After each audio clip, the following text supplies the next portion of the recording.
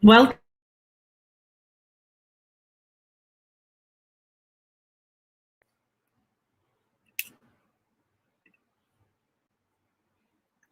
welcome everyone. Thank you for joining us for today's youth-led artist talk with Tschabalala Self, moderated by Nykia King and hosted by the Baltimore Museum of Art in conjunction with the Greenmount West Community Center. My name is Kennedy McDaniel, and I'm the Special Projects and Social Media Manager at GWCC.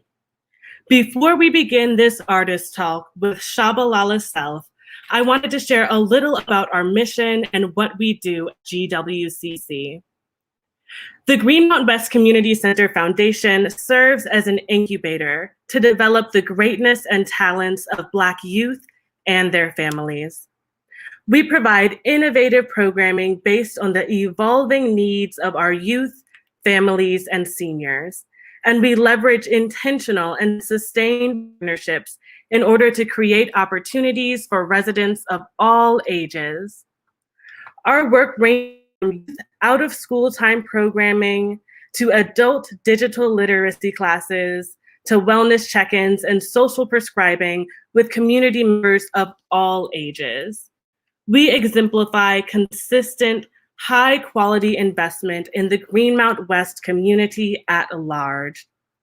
GWCC has always been a space where art and creativity are celebrated, and our partnership with the BMA has included art and mindfulness sessions with our youth, the distribution of thousands of art kits throughout Baltimore City, and of course, our youth-led artist talks. Before I give the floor to our youth moderator, Nykia King, I would like to introduce Akilah Divine, an award-winning poet and writer located in Baltimore, Maryland. The spoken word piece you're about to hear was inspired by Tschabalala's piece titled Two Women. Without further ado, please lend your ears to the lyricism of Akilah Divine. Thank you for that introduction, Kennedy. Hey everyone, my name is Akilah Divine. I'm the School Community and Home Engagement Manager at the Greenmount West Community Center. I'm also a writer and spoken word poet, and I had the pleasure of joining Nykia in viewing Tschabalala Self's exhibit by myself at the BMA. I was so inspired that I ended up writing a spoken word piece, and I hope you all enjoy. Men don't want to love me. I am a reminder of all the fantasies they fancy, with a dash of their mother, sprinkle of their Aunt Nina, and I don't want to be no one's memory in that way. They will refer to me as that one girl whose laughter could eat sadness, whose eyes cradled constellation, that one girl who fought in wars with no help, must have came from Wakanda, must be supernatural, must be something to lust. I wonder what they say about me when I'm not around. Do they compartmentalize my body parts as if I be an exhibition in an art gallery, an artifact, except that makes me uncomfortable. Comfort ain't easy to find these days. Pillows aren't even soft anymore. My tone ain't either. 8 needles for breakfast to mark and speak the language of pain. To speak through even when pierced, even when scarred. Men don't want to love me. I'm a science experiment, a code uncracked, a mystery novel, and now somehow niggas like to read again until they don't, until they see this book is never ending. They fold my pages to mark where they left off, and now I'm marked up with destinations they all travel to, a roadmap with back roads that remain undiscovered. And sometimes I don't think anyone has the capacity to love me. Can't shrink me into a cup to quench your thirst. My water can't be the Sahara. I'm a great lake, and my ancestors were great. Can't dry and shrivel up to appease. Men don't have the time to love me. I remind them of voodoo myths and ancient hieroglyphics. Mummified and wrapped. They place me in coffins to be viewed by tourists. Spit me out when done. Polish the outside so no one cares to look inside, and no one ever does. Until they do. Until they see I am a utopia just in the way I exist. Nirvana ain't got shit on me, and neither does peace. When I embody both in my body, this outer shell is protection, a veil, a mask. And when someone dares to try and uncover me, I'll determine if they're worthy. Thank you. Wow, thank you so much, Akilah Divine. That was so powerful, and I definitely see just the inspiration and the relation to that piece from Self. So thank you for sharing your talent and your time with us today. Thank you. Before we move forward into today's artist talk, I want to introduce our youth moderator, Nykia King. Nykia is a rising sophomore attending McDaniel College. She's majoring in social work with a minor in writing, and her goal is to become a mental health counselor for Black teens and youth. She also plans on becoming a published author by her senior year of college. She has worked with the Greenmount West Community Center for the past 4 years, engaging with youth and serving as an academic tutor, while being provided opportunities that support her personal and professional development.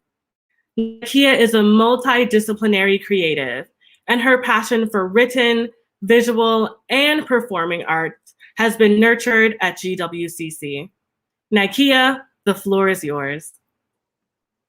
Thank you so much, Kennedy. Before I begin, I'm going to bring up Self's artwork.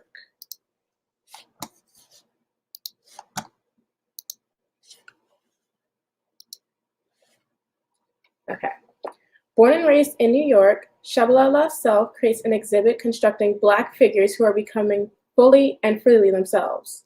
Using a combination of sewn, painted, and printed materials, Self encompasses themes of sexuality and romantic partnership. The different characteristics of the figures created being a representation of Self's own attitude and beliefs about race and gender. Thank you, Tschabalala, for joining us today to talk about your new exhibit, By Myself. Can you begin by talking about your inspiration behind the exhibit and the story that you're trying to tell? Yes, of course. I want to thank everyone for having me here today. I really love that poem. It was fantastic. I think it really touches on a lot of the points that I wanted to kind of uncover in the exhibition. I just want to start off. Thank you for inviting me. For the exhibition, I've actually been working on it for maybe a couple of years now with the curator, but obviously, my practice has changed during that time, and the world has changed so much too during these past 3 years. But closer to when we decided to finalize the checklist for the show, I was trying to find works that can have a level of relationship to one another, conceptually and formally. So formally, majority of are produced or made in a way that, in a process that's developed out of my studio. It's a combination of collage and assemblage using mostly fabrics and textiles and painted canvas, loose canvas as unstretched. But conceptually, I wanted to find that spoke a lot about together, especially given the year 2019, the year everyone was together with isolation and quarantine. So those are some of the themes and topics that were at the forefront of my mind when preparing for this show. Sorry, I don't mean to stop you, but your mic is a little glitchy, so it's kind of glitching in and out. Okay. Can you hear me any better now? Yeah, that's good. Okay, great. All right. And so this is the first thing that you see when walking into the exhibit, and I think it perfectly captures what the exhibit is about. But I'm curious as to why you chose those 3 specific women to paint in the background behind the paintings.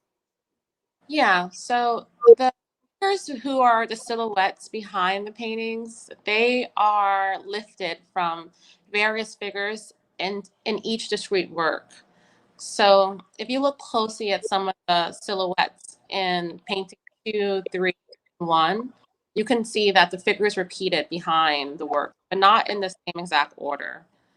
There's just a way to kind of say to the viewer the ultimate substrate in this exhibition space was the gallery itself, and bring an installation element into the show, as opposed to just having wall work. And then is there a specific point you're trying to make about femininity and sexuality here? I would say throughout each work, there's a different way I approach the Matisse sculpture, 2 women. All of these works in this kind of collective like site-specific installation, all related to that one piece, which is in a permanent collection at the Baltimore Museum. So one of the original titles for that sculpture was Two Negresses.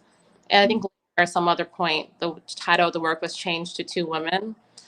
And the work is based off some kind of a pseudo pornographic ethnographic photograph that would have been circulated in Paris at the time, and magazines that photographic magazines that had women from North Middle East. So I was initially drawn to the sculpture because of this kind of historical narrative and relationship to the Black body. And kind of what impacted the work, I did 3 different iterations of essentially this painting. The first one would have been the purple one in the center. Mm-hmm.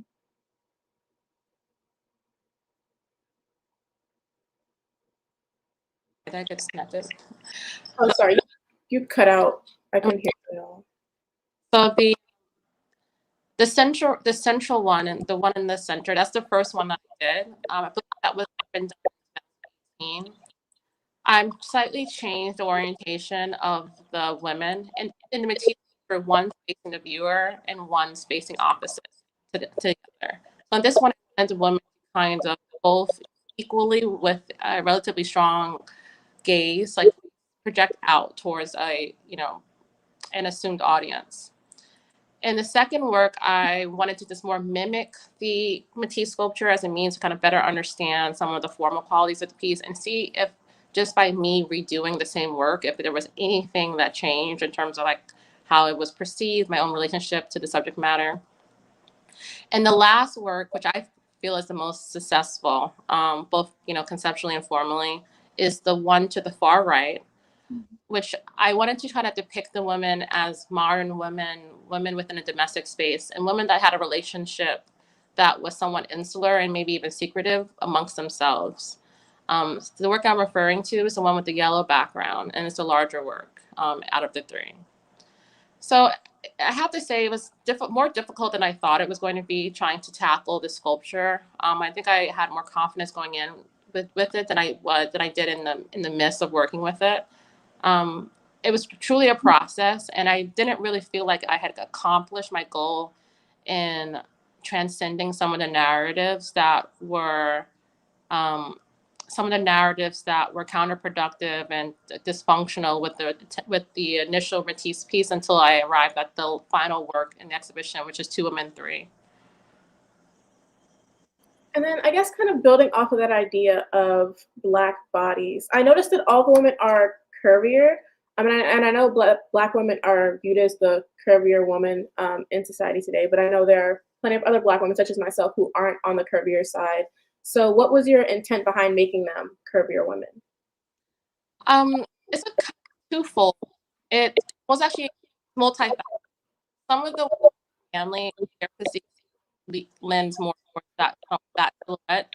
This is obviously, I don't want to say exaggeration, but this is obviously I guess there's a level of fictitious interpretation of that physique that's maybe made more dramatic than it would be in real life.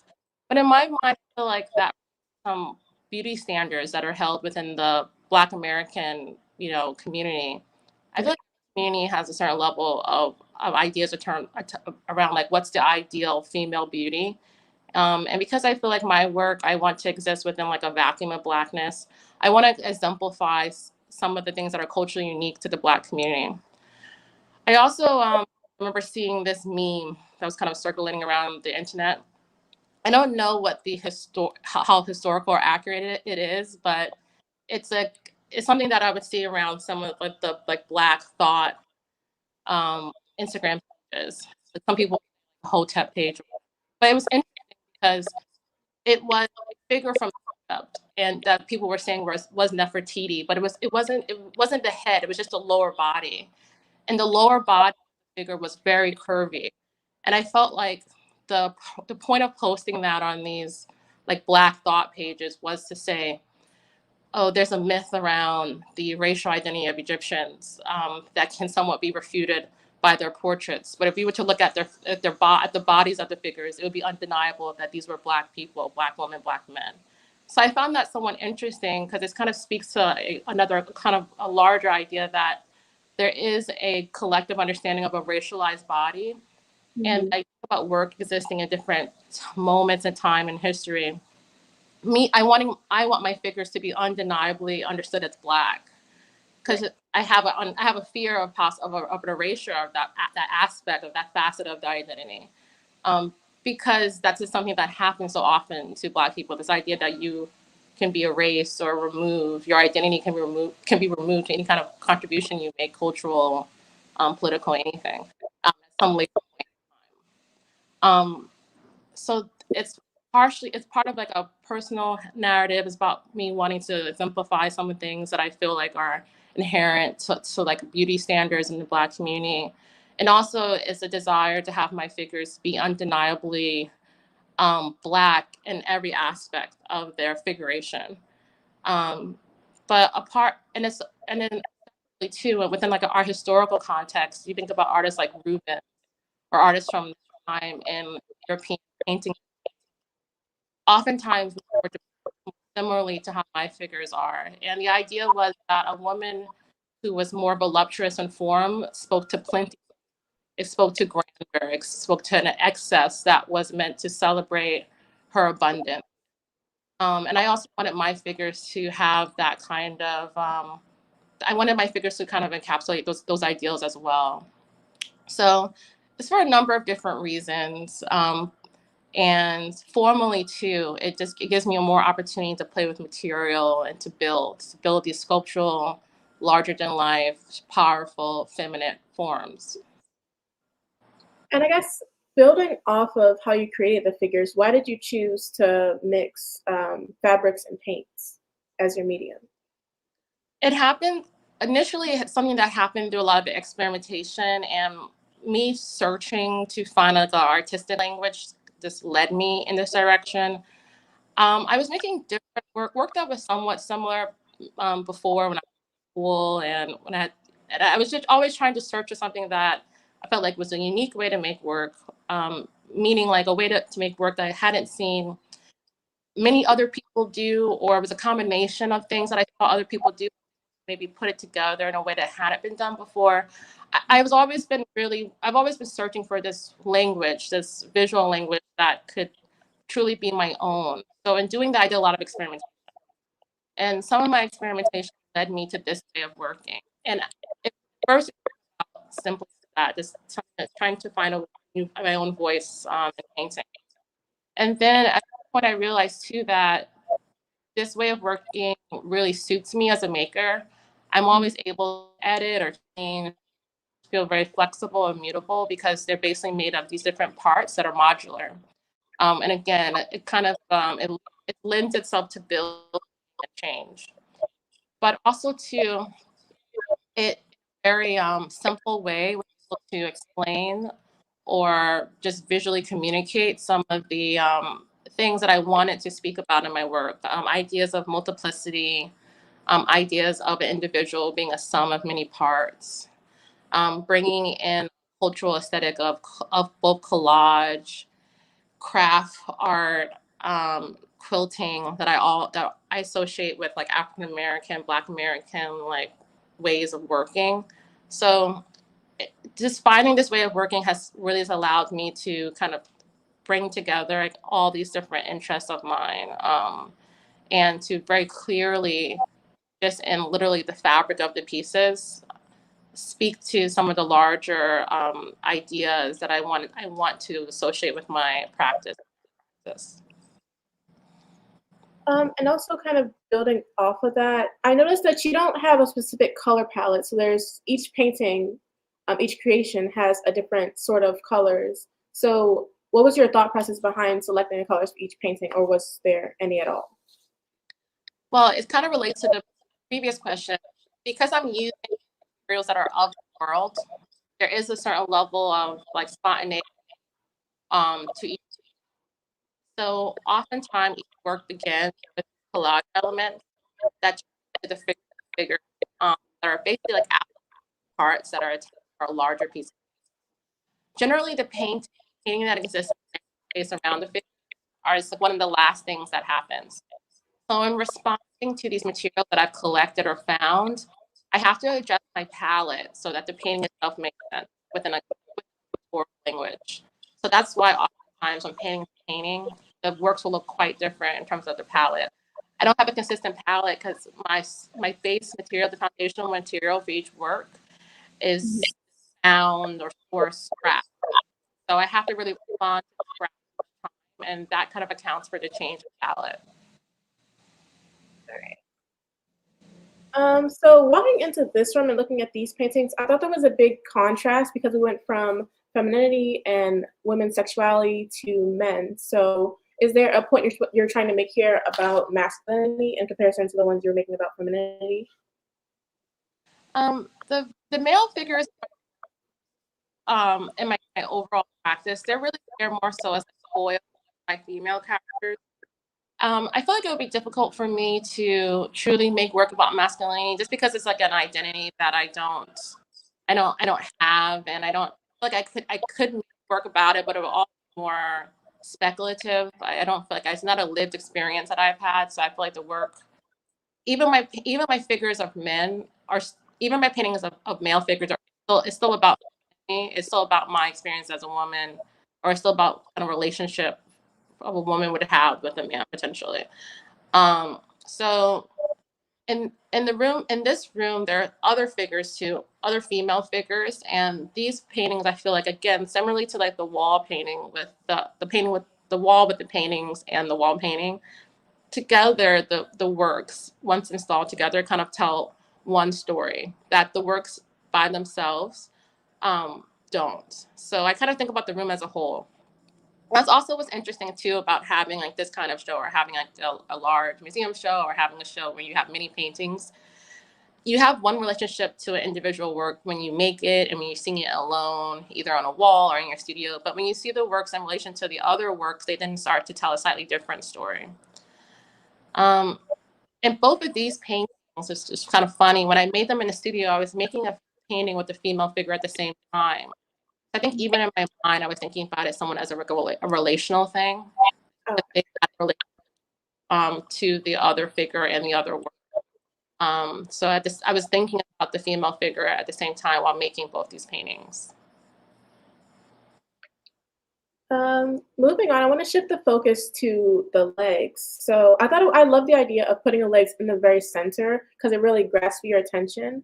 But then as soon as I looked up from the legs, I saw this painting of a woman with 3 legs. So what was your thought process behind the legs? Like, what's the idea or symbolism of the legs?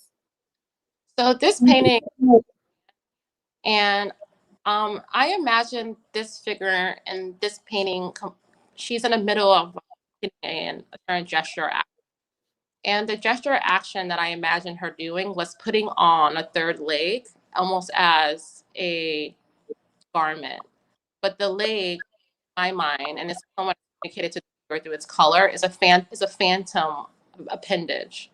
So for me, this work is really about masculinity potentially in relation to femininity, or kind of blending or dismantling some of those notions. And this female figure's 3rd leg is meant to be maybe a phallus of sorts. And I found this figure very, very, very strong figure, and maybe a figure that's slightly different than some of the other figures in the show. Okay, and then this is my personal favorite exhibit. But I noticed here that you compared a woman's body to that of Eden. So could you elaborate on that, and also talk about if there's any other biblical symbolism in your other paintings? I feel like there are there is other instances where I'm referencing like, you know, biblical texts or other stories, just because it's something that is like so ubiquitous in the culture, and definitely something that I have a relationship to just from growing up. This also happens to be my favorite room in the exhibition. This was actually, which is funny because it was maybe one of the most challenging rooms to conceptualize because it's not generally used for painting. But I feel like the intimacy that was achieved in this room, and the ability to kind of create this relationship strong relationship between a sculpture and a painting is something that was very unique for me. The name of the diptych, which is the work on the wall, is called Carpet. And what's happening in this scene is you're meant to imagine these figures being within a domestic space. And there's a female figure in the left panel and a male figure on bended knee in the right. So I feel like he is somewhat like, attending to her.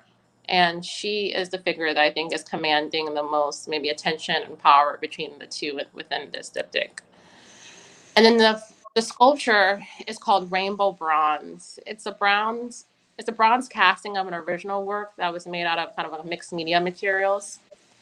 And it's placed on a rug, which ties it into the painting. The rug is meant to mimic the look of the rug that the female figure in the painting is also sitting on. It was interesting to use this rug as a plinth.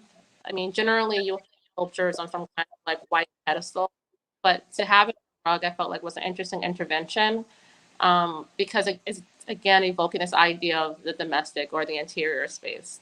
So an interior space that could be architectural or interior space that could possibly also be psychological. And it's correct. I had the rainbow being a substitute for the woman's like sexual organ as a way to speak again to maybe the supernatural aspect of her womanhood, but also to the natural and very felt and tangible aspect as well. So you said that this room was made to be more intimate. Then what was your thought process when selecting how to, I guess, set up the paintings, like in what order and in what room?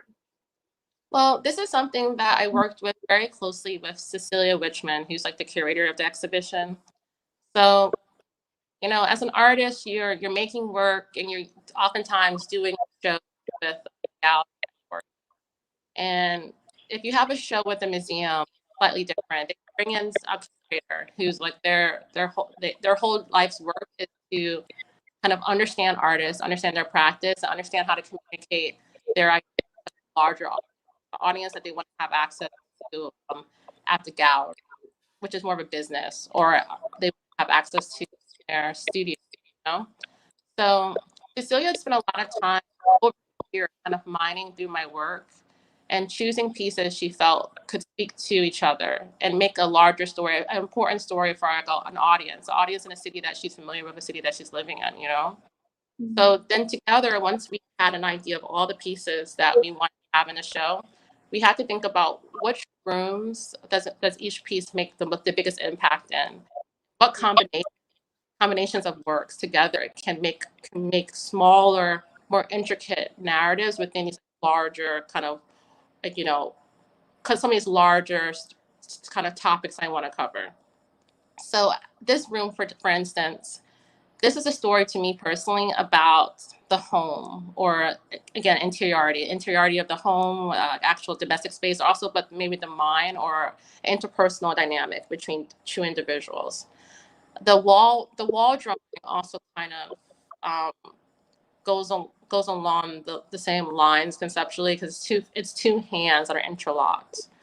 But the room is interesting because the diptych, which is meant to show a couple, they're also separated in these different frames. So it's about togetherness, but it's also about distance and maybe more of like an aspirational togetherness and one that's actually attained.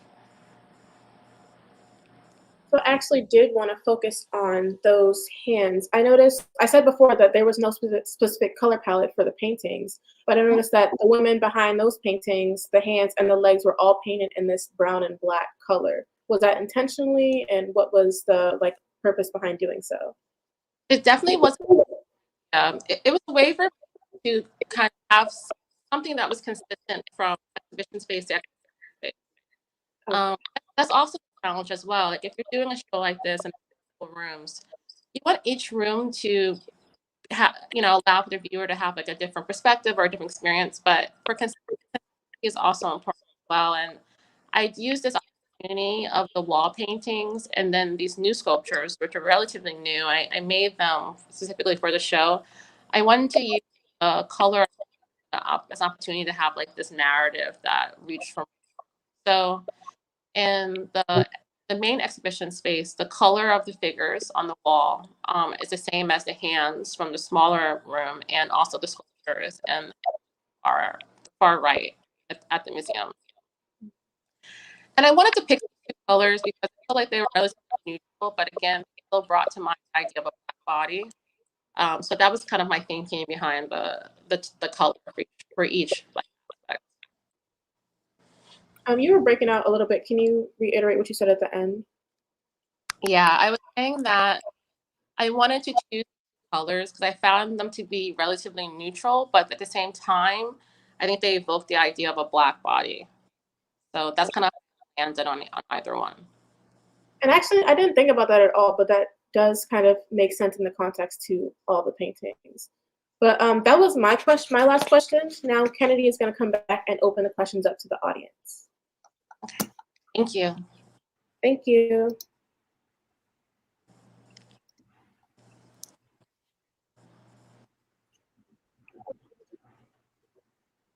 Wow. One, thank you so much, Self, for sharing of your artistry and of yourself and of your time today. I'm so appreciative. And Nykia, thank you for your amazing moderation. So thank you both for doing this for us today. Before we jump into the questions, if we have any in our comment section, I have one. So I'm going to take this time to jump in myself. I wanted to know a little bit about your collaboration with the Greenmount West Power Press, like how the idea for the bandana came about, your idea for the design. I would love to just hear a little bit about that. Yeah, I mean, it's one of the other exciting opportunities that's come along as a result of me doing the show at the Baltimore Museum. And I wanted to make something that was fun, that kind of spoke to one of the, sorry, I live near a train track. I'm sorry, it was very loud. But I wanted to choose something that was really related to the show. I felt like the two women paintings was one of the main paintings in the exhibition. Very important to me, and also very important to the Baltimore Museum as a whole, because it's kind of like it's a deep dive into one of these Matisse sculptures. So I chose heads from one of the works, actually from a drawing study from one of the works, as a design for the collaboration with the Power Press. And a bandana was chosen because I felt like I wanted to make kind of a utilitarian object, something that can be worn and something that can also adorn the body. So that was kind of the thinking behind making that object as opposed to something else. Cool. And then I'm going to say a question that we have in our comments. Where do you see your art in the next 5 years? Hopefully my work can, be shown to audiences that are familiar with.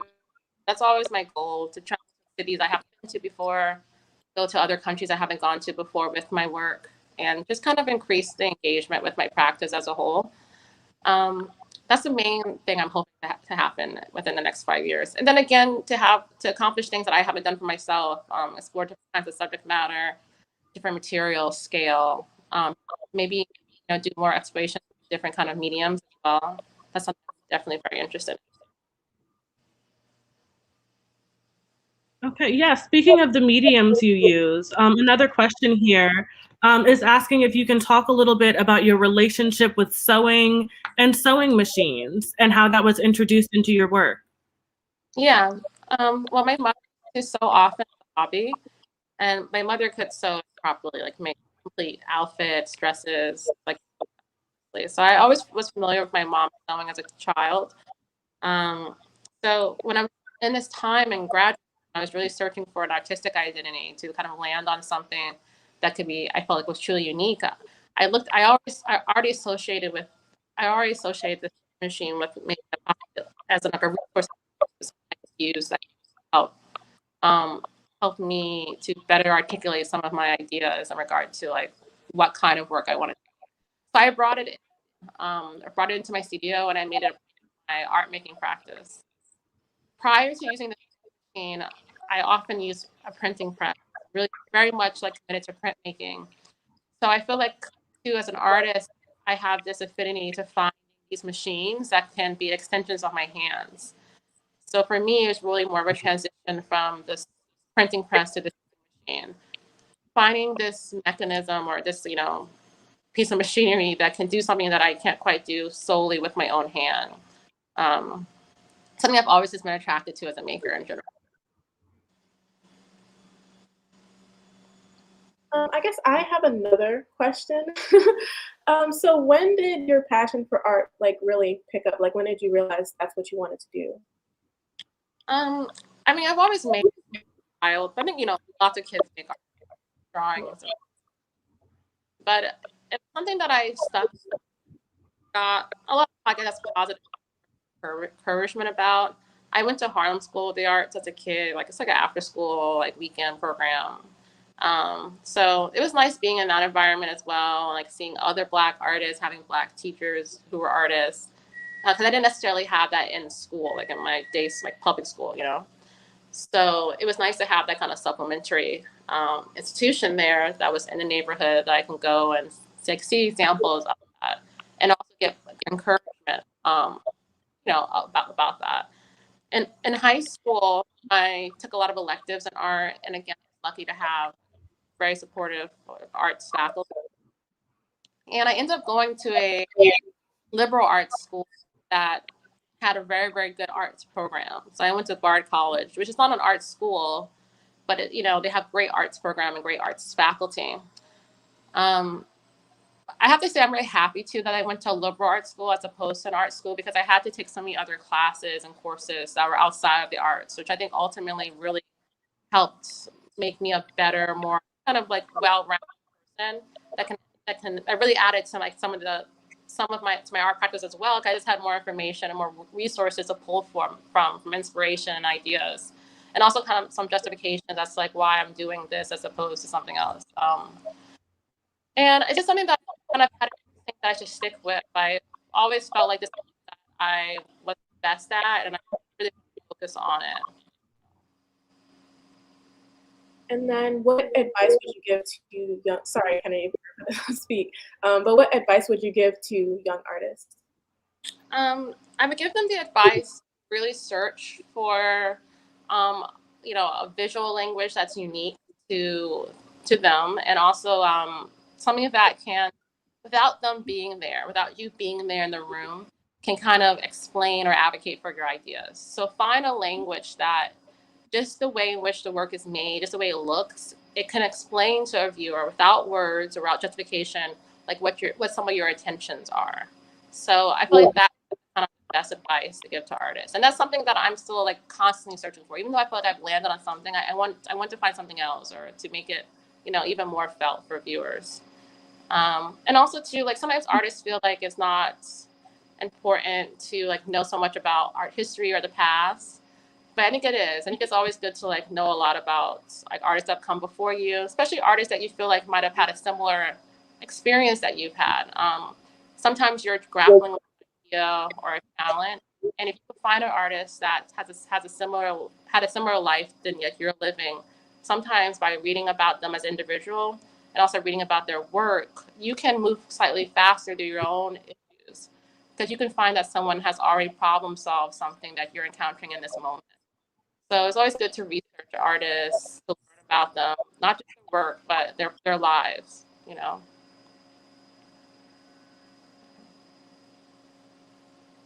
Thank you so much. I would love to say this question here.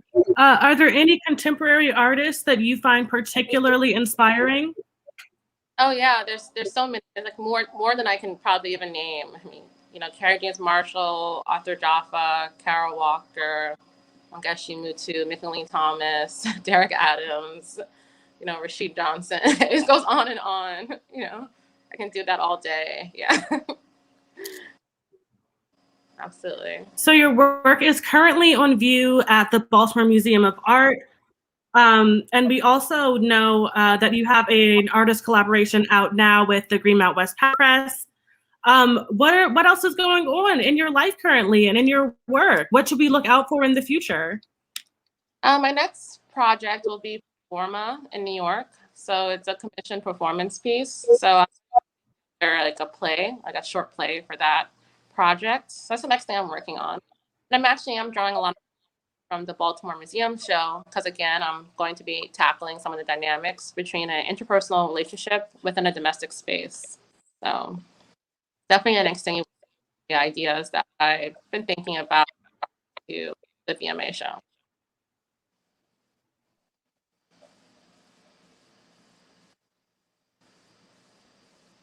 Kennedy, you're frozen.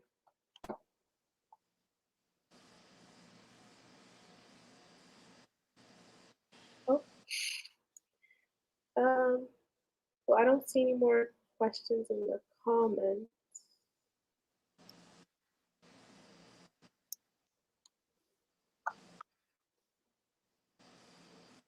I guess we'll give her a second to join back. I'm not sure what happened there.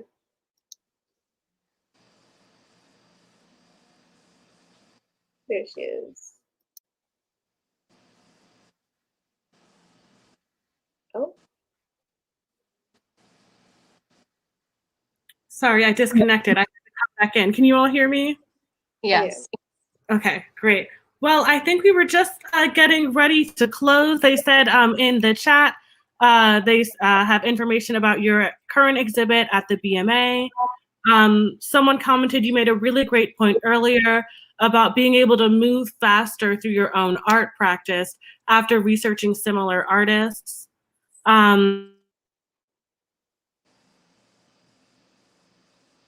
Question for you, Nykia, as well. Are you an artist also? I am an artist. I am a writer. I'm currently in the process of writing a book, so that I do want to publish for my senior year of college.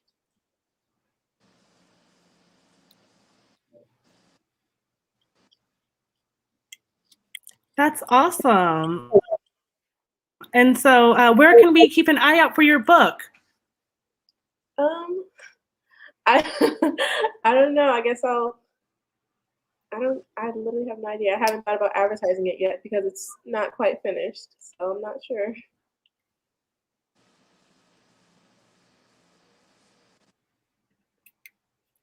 Oh, she frozen again.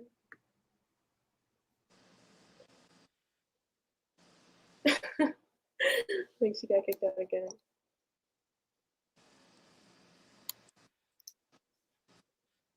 Okay, so with that being said, and we're kind of gone, we're gonna wrap up. So I want to thank you again for joining us to talk to you about your art and your new exhibit. I wish you well on all of your future projects, and it was really great talking to you. Yes, thank you so much. I really appreciate your questions. Some of them are questions I've never heard before, which is always exciting for me. And thanks for having me. Yeah, and good luck with everything as well. Thank you. Bye. Bye.